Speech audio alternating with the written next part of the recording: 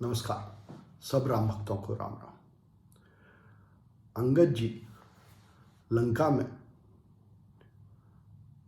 रावण को समझाते हैं और रावण नहीं मानता। अंगद जी को बहुत क्रोध आता है और क्रोध से वे अपने दोनों हाथों को जमीन पर मारते हैं, जिससे जमीन हिलने लगती है और रावण के मुकुट टूट के जमीन पर गिर पड़ते हैं। मुकुट के 4 हिस्सों को अंगद जी उठा के दूर फेंक देते हैं, जो राम के पास आकर गिरते हैं। जब अंगद जी वापस आते हैं रावण के पास से, तो राम अंगद से पूछते हैं, तासु मुकुट तुम 4 चलाए, कहऊ तात कवनी विधि पाए। सुनु सर्वज्ञ प्रणत सुखकारी, मुकुट न होहि भूप गुण चारी। जब राम पूछते हैं अंगद जी से कि तुमने 4 मुकुट के हिस्सों को फेंका, तुमने ये मुकुट के हिस्से कैसे पाए? इस पे अंगद जी राम को जवाब देते हैं कि हे राम, ये जो मुकुट हैं, मुकुट के हिस्से हैं, ये वास्तव में मुकुट नहीं है। ये तो राजा के 4 गुण हैं जो हर एक राजा में होने चाहिए, जिनके नाम है साम, दान, दंड और विभेद। ये चारों गुण एक अच्छे राजा में बसते हैं। आगे कहते हैं अंगद जी, धर्महीन प्रभु पद विमुख, काल बिबस 10 शीस, तेहि परे हरे गुण आए, सुनहु कौशलाधीश। अंगद जी कहते हैं कि रावण धर्म से हट गया है। जो उसका धर्म है, राजा होते हुए जो उसका धर्म है कि दूसरों की रक्षा करना, उससे हट गया है। और क्यों हट गया है?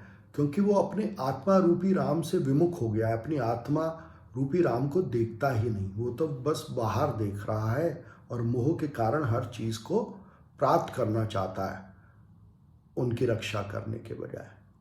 और इसीलिए सारे गुण जो एक राजा में होते हैं, वो रावण को छोड़ के प्रभु आपके पास आ गए हैं। तो अंगद भी जब मुकुटों की बात कर रहे हैं, तो मनुष्य के गुणों के प्रतीक के रूप में बात कर रहे हैं कि जब मनुष्य दूसरों का पालन या रक्षा करने की बजाय दूसरों से छीना झपटी करना शुरू कर देता है, तो उसमें जो राजा होने के गुण हैं, जो विजयी होने के, अपने पर संयम करने के गुण हैं, वो उससे दूर हो जाते हैं। वो आत्मा रूपी राम के पास आ जाते हैं और मनुष्य बेसहारा हो जाता है। यही इसका प्रतीक है, यही इसका सार है। रावण अपने महल में जाता है, वहाँ मंदोदरी उसे फिर समझाती है और मंदोदरी बार बार रावण को समझा रही है। और क्यों समझा रही है तो मैं दानव की बेटी, मैं रूपी अहंकार से जन्मी है, पर मंदोदरी में जो उदर है वो मंद है। उदर पेट को कहते हैं, और मंदोदरी का जो पेट है वो मंद है। इसका मतलब मंदोदरी को बहुत ज़्यादा की भूख नहीं है, उसका थोड़े में गुजारा होता है, मंद उदर है। इसलिए वो रावण को समझाती है कि राम, हमको बहुत ज़्यादा की ज़रूरत नहीं, हमारा थोड़े में गुजारा होता है। रावण से क्या कहती है राम के बारे में रावण से कहती है मंदोदरी, तेहि कहाँ पिय पुनि पुनि नर कहू, मुधा मान ममता मद बहू। कहती कि हे रावण, तुम राम को बार बार मनुष्य करके क्यों बोलते हो, बार बार मनुष्य करके क्यों जानते हो?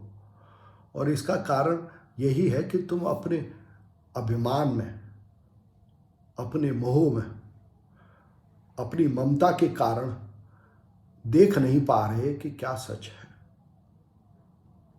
आगे कहती है, अह कंत कृत राम विरोधा, काल बिबस मन उपज न बोधा।